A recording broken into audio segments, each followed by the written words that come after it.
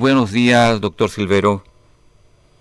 Buen día, Carlos Benítez, a la audiencia también. Bueno, muy buenos días, doctor. Doctor, te queríamos preguntar sobre este presupuesto, el nuevo presupuesto que se está preparando para el año que viene, y muy en concreto sobre la cuestión un poco ya editorializada por ABC también, sobre la cuestión de la oportunidad, la conveniencia y los riesgos que tiene la emisión de los bonos soberanos con relación un poco al futuro del país. ¿Qué nos podrías decir un poco con relación a esto, doctor? ¿Cuál sería el riesgo? ¿Hay más riesgos que beneficios? ¿Cómo lo ve usted?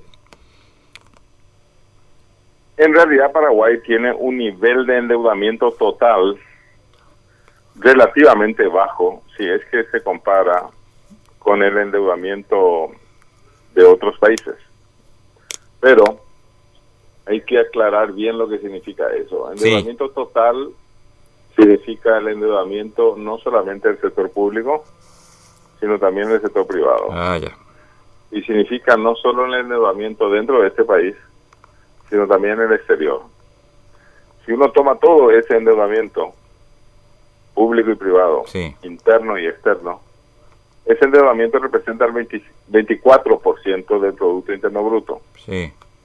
Hay países que están endeudados en 60% del Producto Interno Bruto.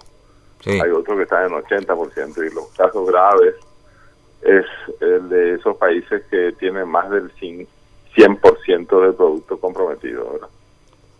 Pero el problema de Paraguay no está en ese porcentaje. Hay otro porcentaje que hay que utilizar. Sí. Lo que importa es si la recaudación tributaria está en condiciones de pagar eso en el futuro. Sí. Porque resulta que nuestra recaudación tributaria es muy baja. En otros países la recaudación tributaria es muy alta. Sí. Y aparte de eso, en Paraguay las tasas de nuestros impuestos son bajas. Sí. Y está bien que sea así. En otros países las tasas de esos impuestos son altas. Sí. En nuestro país, sin embargo, la evasión tributaria, o sea, la cantidad de gente que no paga los impuestos, es enorme. Sí. En otros países, la evasión tributaria hay también, pero no es tan gigante como Paraguay. Sí. Entonces, el problema no está en el endeudamiento total, comparándolo con el Producto Interno Bruto, sino la capacidad de pago que tiene Paraguay para hacer frente a sus compromisos financieros internacionales a consecuencias del endeudamiento total. Y bueno, y el endeudamiento total se paga con la recaudación tributaria. Sí. Pero resulta que aquí la recaudación tributaria, que ya era luego baja, cada vez está peor porque hay gente también que está robando permanentemente el erario público. O sea, hay estafadores, gente que comete delitos económicos, que están desangrando permanentemente nuestro erario público. El erario público es la cantidad de dinero que tiene Hacienda para pagar sus compromisos, ¿verdad? Bueno, resulta que acá no se sanciona ejemplarmente a los culpables. Exacto.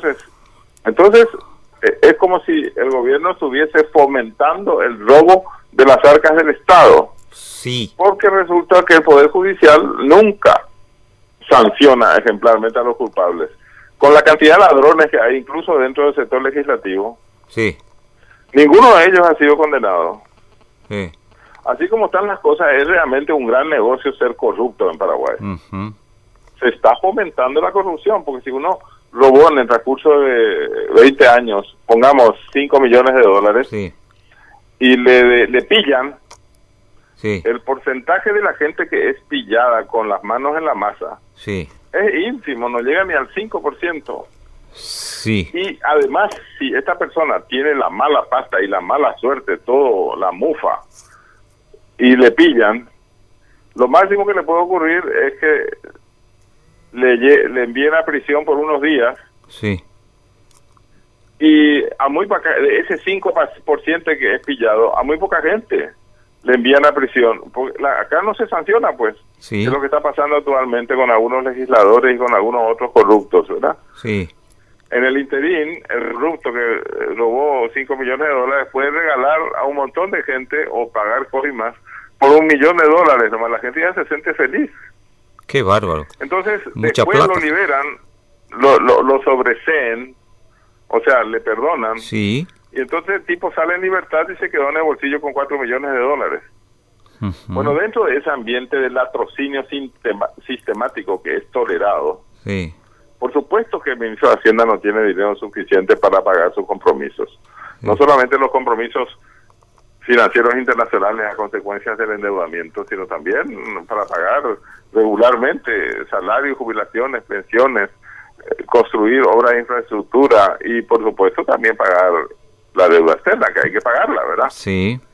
Bueno, y aparte de eso, aparte de ese robo sistemático, ha ocurrido desde el año 2010, 2011, 2012 más o menos, sí, que nuestros jerarcas del sector público, es decir, aquellos que tienen cargos altos, están ganando sumas siderales, como si este país fuese algo así como Suiza o Kuwait o Dinamarca, más o menos.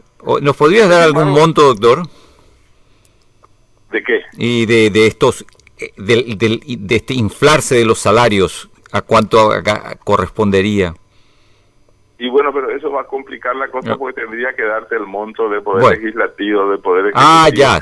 Mira, sí. Acá la audiencia tiene que entender que es gigantesco lo que se paga en sobre remuneraciones y en autoasignaciones. Eso quiere decir, por ejemplo, senadores y diputados se autoasignan remuneraciones que están muy por encima de las posibilidades del país. La gente ahí, los técnicos, los que le ayudan a los diputados y senadores están ganando entre 20 y 30 millones de guaraníes, es muchísimo. Sí, es mucho, sí. Y los diputados y senadores están ganando entre 30 y 40 millones de guaraníes, muchísimo. Sí. Pero es poco otra vez en comparación con lo que ganan los directores y los consejeros de las entidades binacionales y Itaipuya, ellos ganan entre 100 y 200 millones de guaraníes.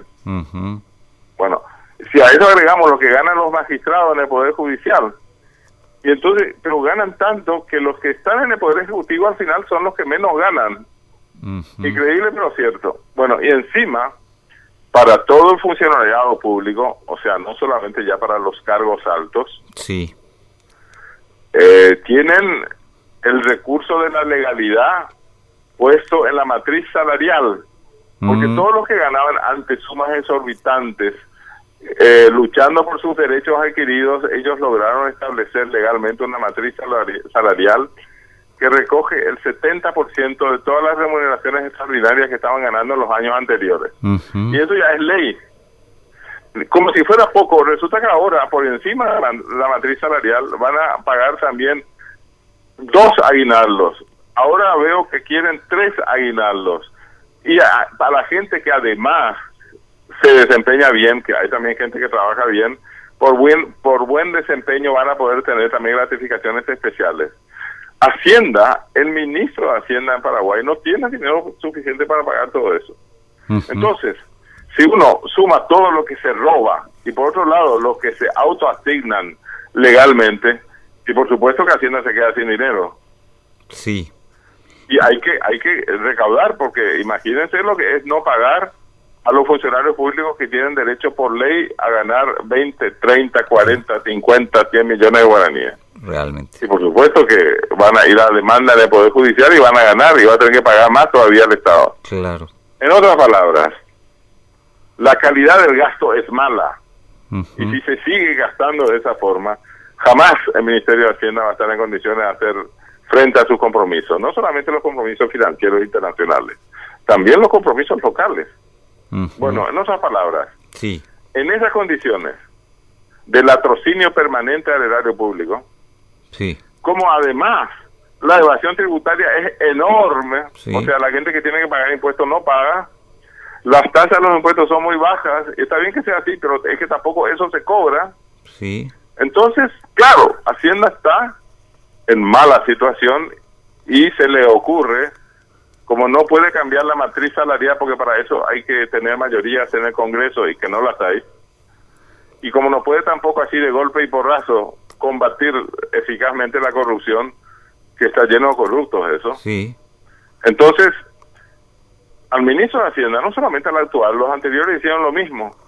No tiene mejor idea que recurrir al endeudamiento. Pero lo que pasa con estos gobiernos últimos, sobre todo con estos 3 años de cárcel, sí, es que él ha apretado el acelerador, sí, del endeudamiento. Sí. Entonces se está endeudando mucho el país, que parece poco en comparación a lo que otros países se endeudan, pero resulta que en otros países no hay tanto latrocinio al erario público, ni los funcionarios públicos ganan sumas tan enormes, ni la evasión tributaria es tan grande. Es decir, así como están las cosas en nuestro país, la recaudación tributaria termina siendo cada vez más pequeña para atender un endeudamiento público y privado cada vez más grande. Bueno, y eso es lo preocupante. El problema no está solamente en endeudarse con bonos. Sí. El problema de endeudarse con bonos es que va a llegar un momento que hay que pagar todo eso. Y si no se pagan las deudas internacionales, le confiscan los bienes del país. Hasta las reservas monetarias internacionales pueden ser confiscadas. Ya. Es decir, hay que pagar sí o sí, no se puede embromar con la deuda externa. En el año 2023 van a ser 780 millones de dólares lo que hay que pagar. ¿De dónde va a sacar Hacienda ese dinero? ¿Con más bicicleteo? Pregunto. Sí. Bicicleteo quiere decir endeudarse para poder pagar la deuda anterior. Entonces lo que se está haciendo es recurrir a los bonos que hay que pagar sí o sí y que son caros. Con más bonos. Con más bonos. Y eso se llama patear el pago de la deuda a las generaciones futuras. Es decir, tirar el fardo del endeudamiento externo para que las próximas generaciones paguen. En otras palabras, nuestros hijos y nuestros nietos van a ser los que van a tener que pagar ese endeudamiento externo, y yo veo venir la necesidad inminente de aumentar los impuestos y de crear nuevos impuestos para que Paraguay no llegue a la bancarrota en términos de presupuesto ni de endeudamiento. Sí. Y esta generación presente también va a tener que cargar con eso, porque... Y bueno, ahora lo que está ocurriendo es que los que no pueden evadir, porque son funcionarios públicos o privados que tienen sus remuneraciones en planilla de SAL, en planilla de remuneraciones, en planilla de haberes, no pueden ellos evadir. O sea, no es que sean unos angelitos, sino simplemente no pueden evadir. Y toda la carga tributaria la soportan siempre los mismos. Los funcionarios que no pueden evadir, públicos y privados, los empresarios que cumplen las leyes, que los hay, y todos esos profesionales independientes que cumplen también con las leyes. Sobre ellos se está cayendo todo el drama del endeudamiento. Porque la gente pobre, muy pobre, sí, y bueno, no paga mayores impuestos porque no puede, ¿verdad? Claro. Entonces, ellos, cuando van al almacén de Don Manolo, están pagando el impuesto selectivo al consumo, si es que el almacén de Don Manolo paga impuestos, porque a lo mejor también está evadiendo impuestos, ¿verdad? En otras palabras, es la clase media. Sí. Y es la clase trabajadora que no puede evadir impuestos porque tiene sus remuneraciones en planilla. Y son los empresarios que sí quieren pagar impuestos, los que están pagando impuestos, y los profesionales independientes que sí quieren pagar impuestos y que están pagando impuestos. Sobre esas espaldas recarga el drama de la situación presupuestaria. Claro, sí, muy claro, doctor. Doctor, una última preguntita con relación al impuesto a la soja. Eso, si se subiera, daría un buen ingreso al Estado. Pero no sé para qué hablar de eso, que si ni siquiera estos impuestos que están vigentes se pueden cobrar debidamente. Lo primero que habría que hacer es combatir ferozmente la evasión. Y hay que mejorar la calidad del gasto, es decir, hay que impedir que la gente siga robando impunemente las arcas del Estado, y también hay que rebajar las remuneraciones siderales que tienen algunos funcionarios públicos, sobre todo a nivel de altos cargos públicos. Sí. Si eso no se hace, iremos poco a poco al barranco.